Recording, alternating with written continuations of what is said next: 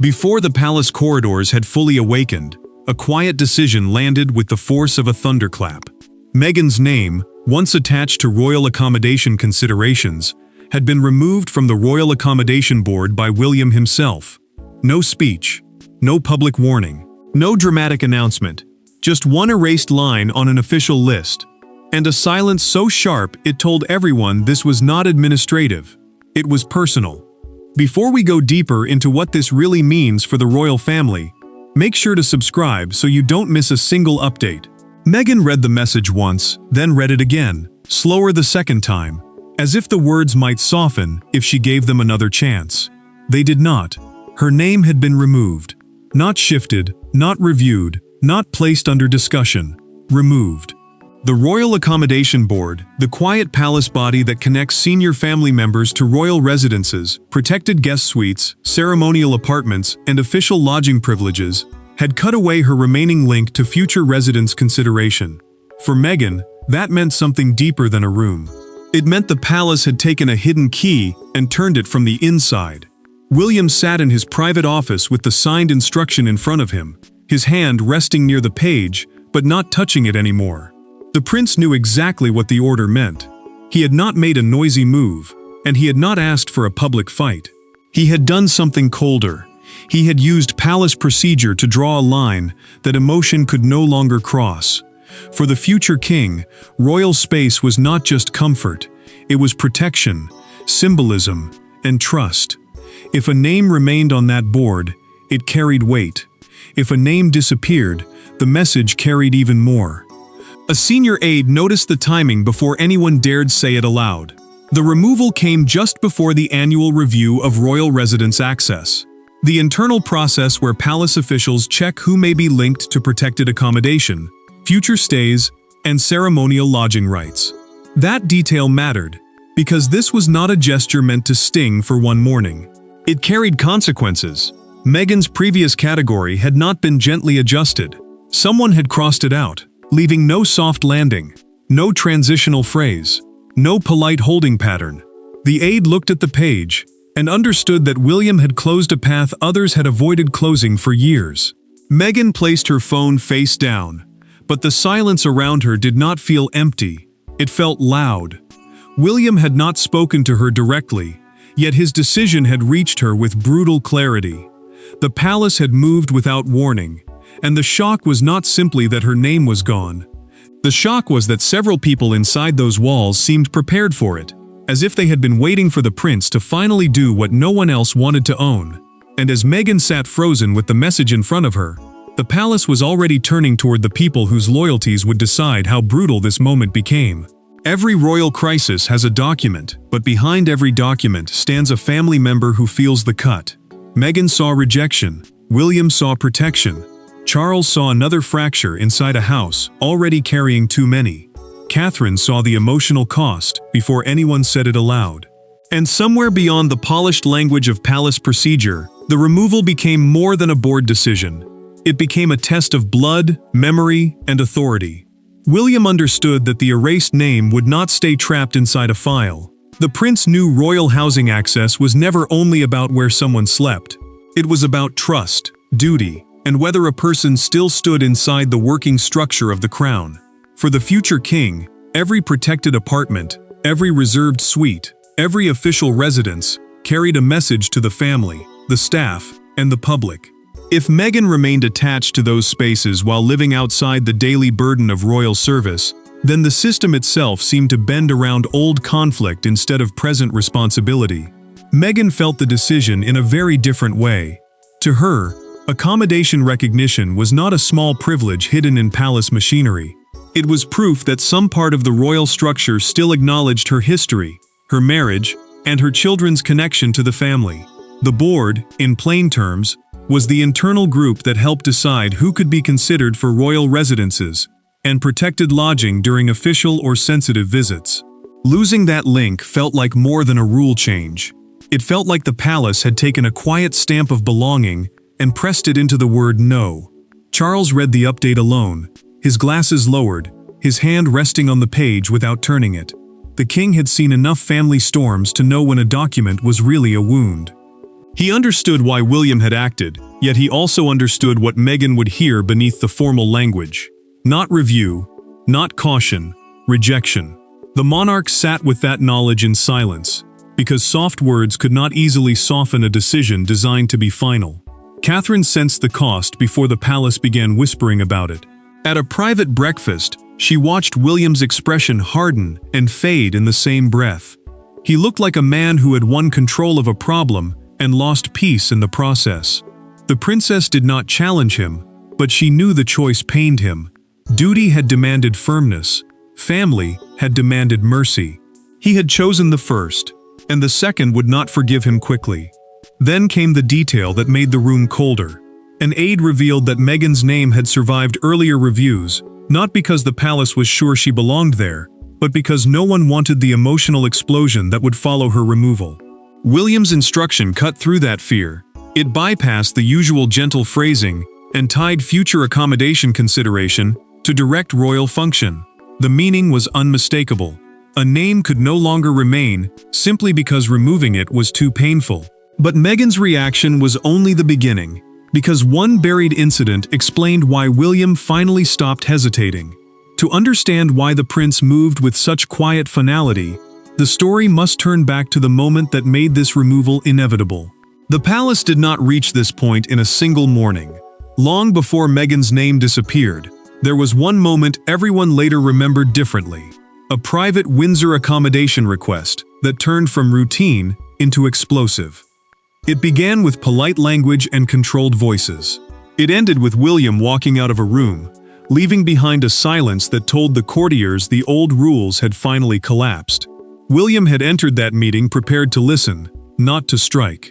The prince knew the subject was sensitive, because royal accommodation was never simply about beds, keys, or guest rooms. It was about status. It was about whether the monarchy still gave physical space to people who no longer carried the daily weight of royal work. The Windsor Residence Review Meeting, a private palace discussion meant to examine who could use protected royal lodging during future visits, became the point where hidden tension finally found a name. Meghan's team had asked for continued eligibility for a protected royal guest apartment during future UK stays. The words sounded careful, almost harmless, but their meaning landed heavily in the room. Continued eligibility meant the door should remain open. Protected lodging meant security, privacy, and a certain level of royal recognition. Future visits meant the request was not about one stay, it was about a standing expectation. And when that phrase reached William, something in him changed. William stayed calm at first. He let the wording finish. He let the aides explain the request as practical, respectful, and family-sensitive. Then he heard Meghan's name tied to standing accommodation expectation, and his jaw tightened. The prince did not interrupt loudly. He did something more dangerous. He became still. For William, the phrase crossed a line because it treated royal residence access like a private entitlement, instead of a duty-based privilege. In that silence, everyone understood that the discussion had slipped into dangerous ground. Charles tried to slow the room before the damage became permanent. The king asked for language everyone could live with, hoping careful wording might spare the family another wound. But William would not let soft language blur hard policy. He looked toward the papers and made clear that emotional history could not become a permanent claim on royal space. Charles heard the firmness in his son's voice, and he knew this was not rebellion. It was succession beginning to speak. Then came the note that would matter later. A previously overlooked record from that meeting captured William's objection in blunt terms. Residence access could not be treated as a private entitlement. Meghan would later learn that the meeting had not ended with compromise at all. It had ended with the prince asking for a formal review of her board status. That review stayed hidden until the morning her name vanished, but the confrontation it created could not remain inside paperwork. Because once Meghan understood that this was not a clerical change, but the result of a remembered confrontation, the next clash became unavoidable. Meghan did not accept silence as an answer. When the removal reached her, she demanded clarity, not through public words, but through a controlled private call that became colder with every sentence. William did not raise his voice. Meghan did not plead.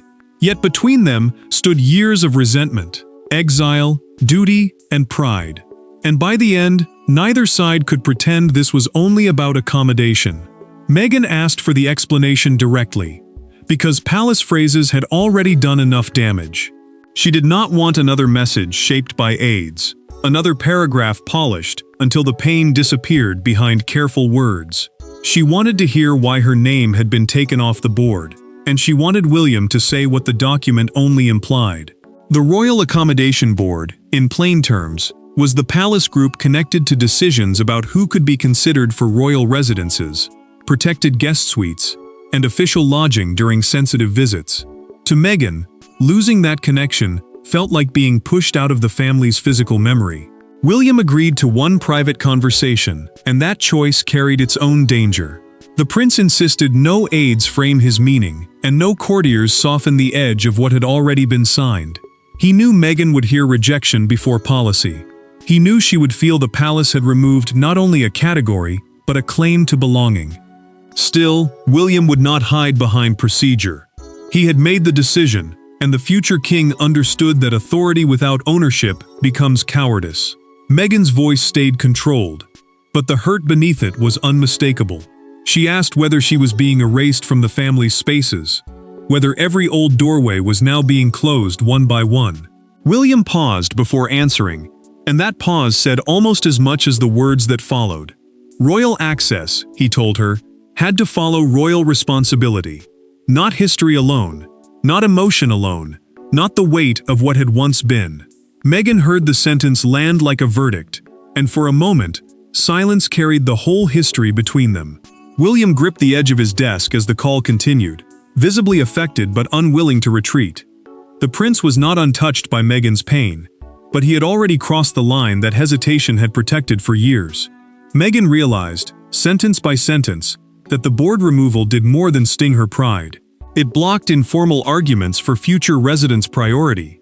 It took away the quiet route through which a request could be treated as expected instead of exceptional. The decision was not just emotional, it was structural. Then William revealed the detail that sharpened everything. The review had been triggered by the earlier Windsor accommodation request, the same meeting where the phrase, "standing accommodation expectation," had hardened his position.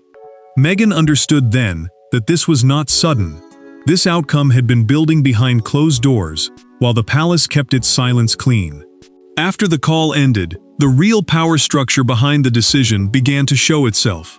And once the line went dead, the question inside the palace was no longer whether Meghan felt wounded, it was whether William truly had the authority to make the wound permanent.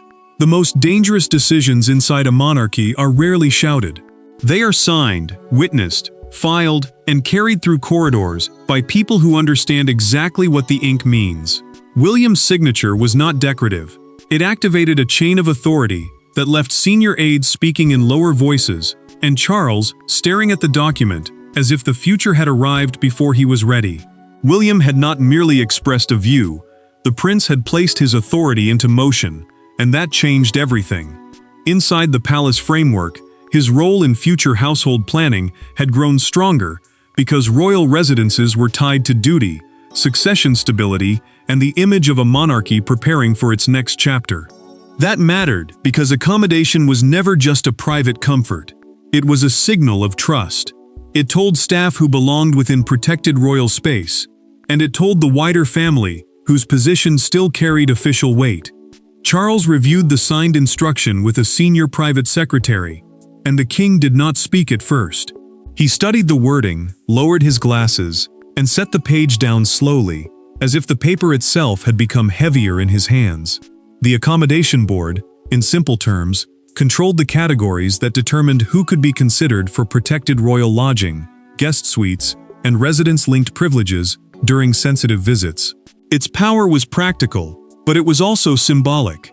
Once Meghan's category disappeared, the palace was saying her future access could no longer be assumed. Charles felt the conflict cut in two directions. The father in him understood the family pain this would unleash.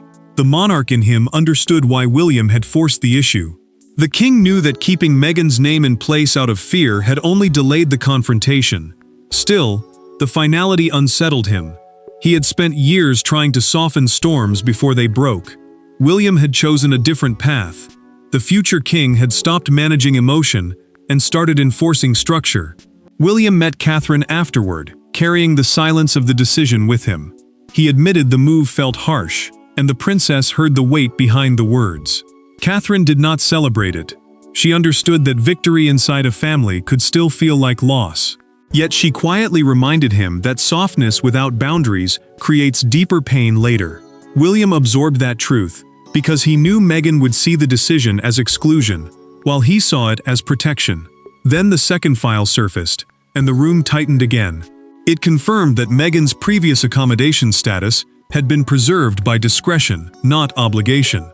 That revelation exposed how fragile her position had always been. The removal required no public royal statement because it belonged to internal household governance, making it harder for Meghan to challenge directly.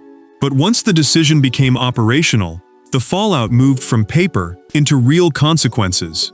By the time the palace staff began updating the lists, Meghan's removal was no longer a private humiliation.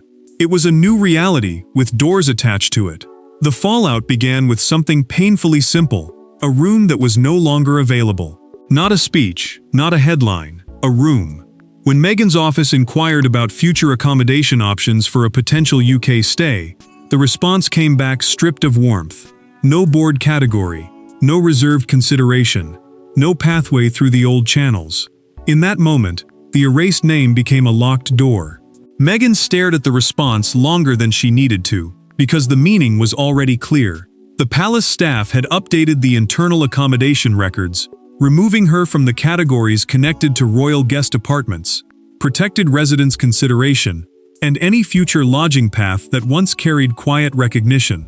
In plain language, protected residence consideration meant the palace could treat someone as eligible for secure royal lodging because of their family position or official role. Without that category, Meghan no longer stood inside the old system. She would have to request what once might have been assumed. Harry paced nearby, and his anger moved faster than his words. He understood that this change did not only touch Meghan, it touched the children, the memories, and the fragile idea that some part of the royal world still remained connected to them. For him, a room was never just a room. It was a sign that the door to the family had not fully closed. Now that door had a different sound. It did not slam. It clicked shut with quiet force. Meghan's expression tightened as the truth settled in. She had first believed the board removal might remain symbolic, a cold internal message meant to wound but not fully restrict.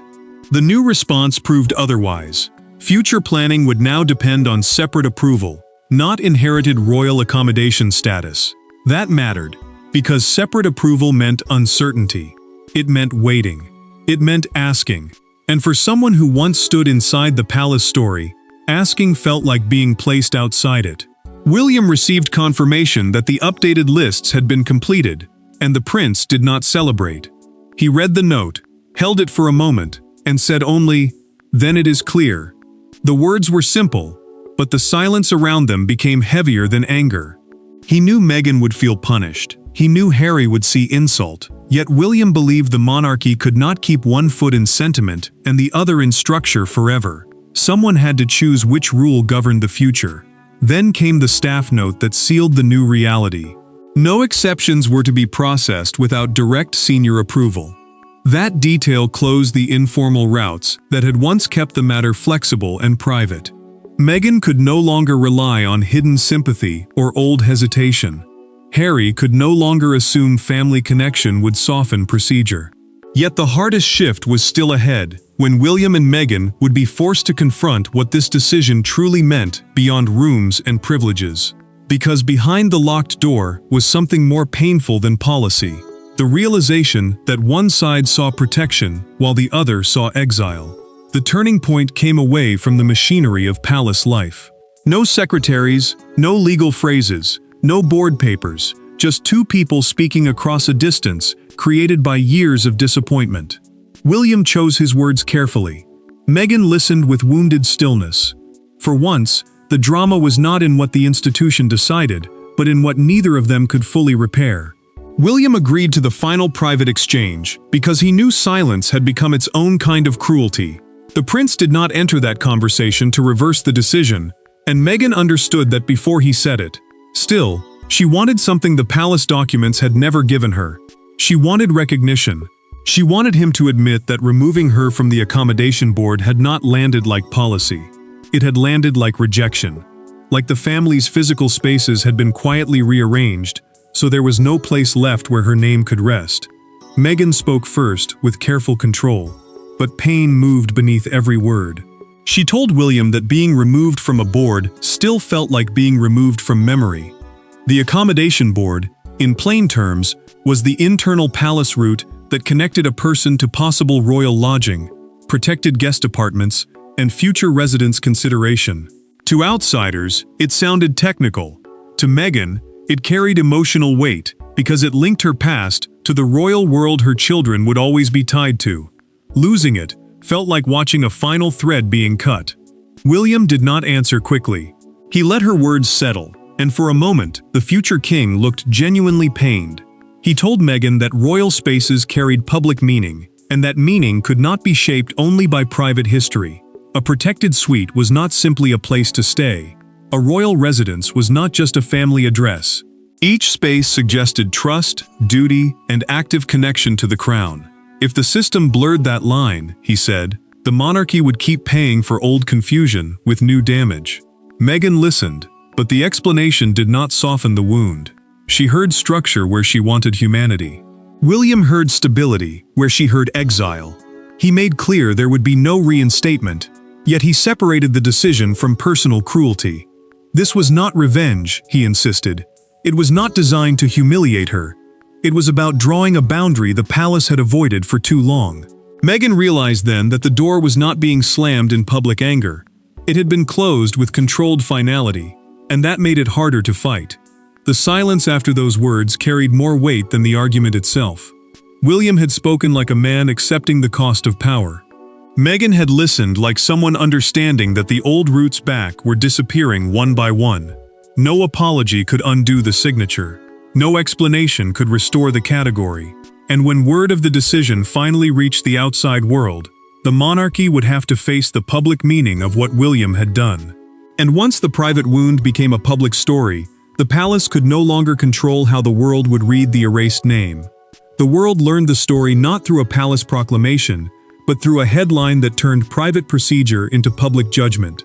By morning, the removal had become a national drama. Supporters called it discipline. Critics called it punishment. But one image captured everything. Crowds outside Buckingham Palace, staring at newspaper stands, where Meghan's name appeared beneath the words no one could ignore. Meghan watched the coverage from abroad, and the distance did not protect her from the sting. The decision had begun in a private file, hidden behind palace language and quiet signatures, but now it belonged to everyone with an opinion. That was what made the humiliation sharper. The removal was no longer only about accommodation.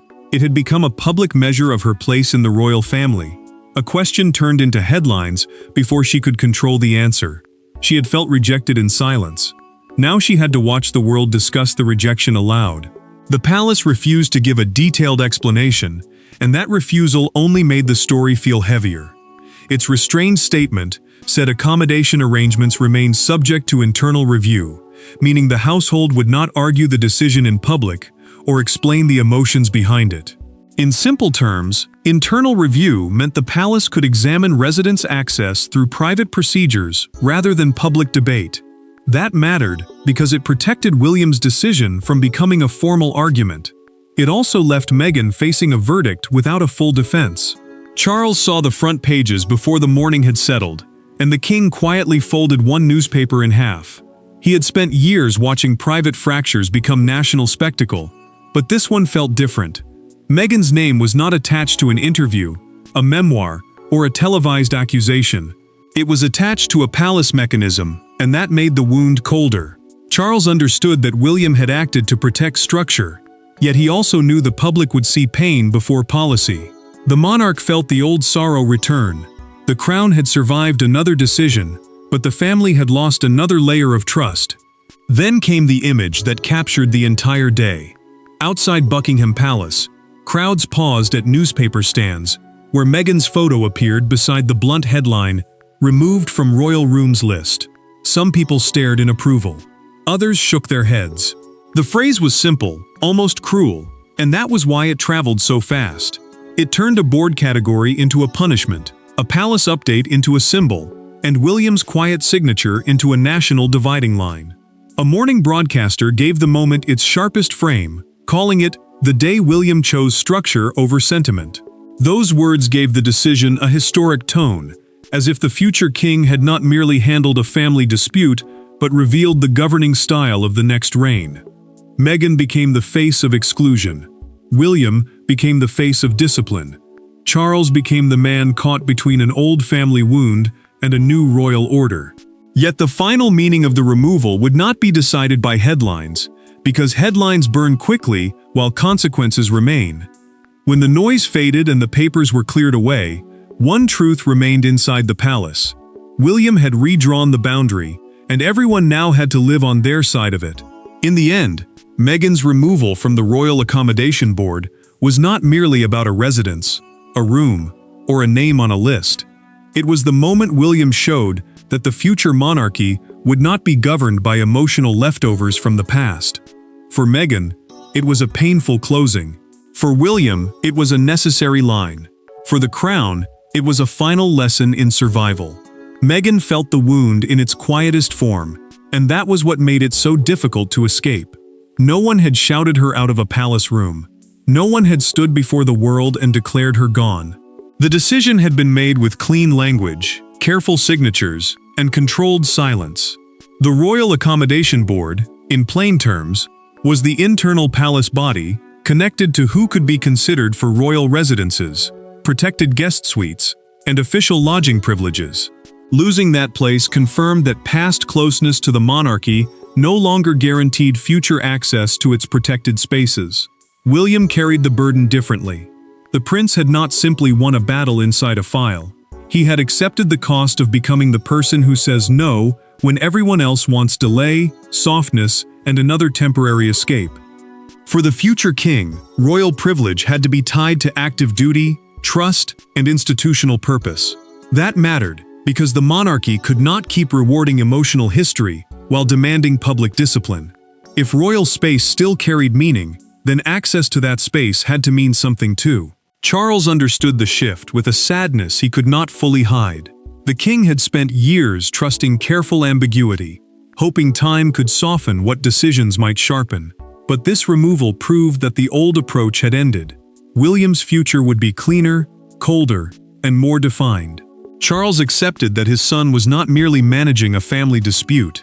The monarch saw the next reign taking shape, and he knew it would not survive by leaving every difficult door half open. Catherine understood the deeper meaning before anyone spoke it plainly.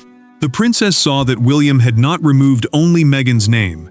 He had protected the architecture of the future monarchy, the hidden structure of rules, roles, and boundaries that would decide how the crown moved forward. Catherine knew the suffering was real. Meghan's exclusion was precise, painful, and personal. Yet Catherine also knew that a monarchy without boundaries becomes a house where every old wound keeps returning through the nearest open door. The verdict was final. Meghan's symbolic place inside royal accommodation structures was over. William's authority had hardened. The monarchy had chosen boundaries over sentiment.